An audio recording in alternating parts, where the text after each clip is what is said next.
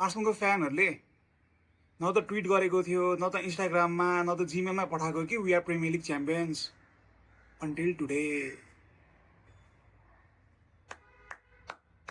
बधाई छ आर्सेनललाई, because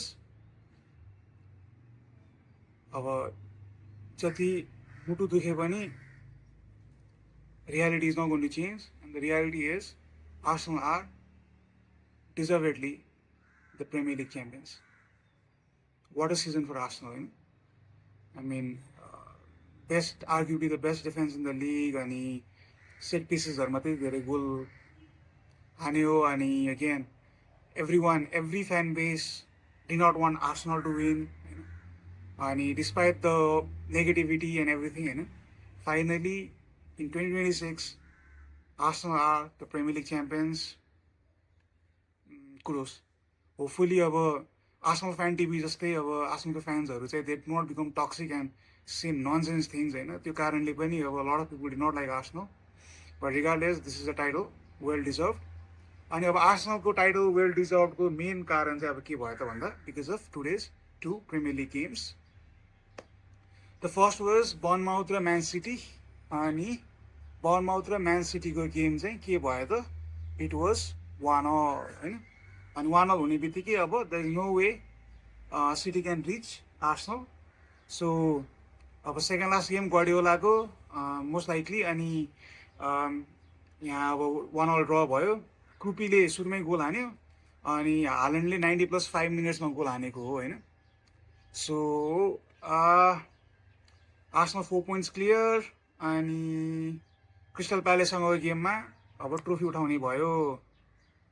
anyways गार्डियोलाको कुरा गर्ने बेलामा चाहिँ an amazing, arguably the greatest ever manager हैन, 6 प्रिमियर लिग टाइटल्स, अनि but this is the first time, अब just imagine like how what kind of a legend Guardiola is. For the first time in his manager career, he finishes 2 consecutive seasons without finishing top.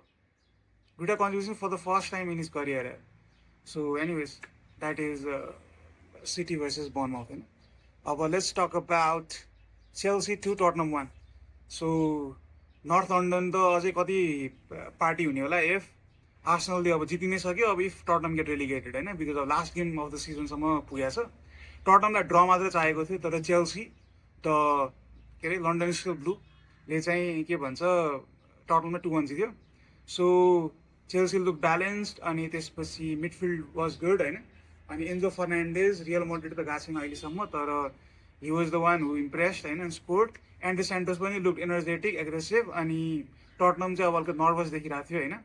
अनि talking point again, अब हरेक गेममा talking point भइहाल्छ.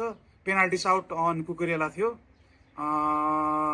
Anyways अब Tottenham fans might feel hard done by होइन, किन draw हुने बित्तिकै टटनम त लाइक सर्भाइभ गर्थ्यो नि त.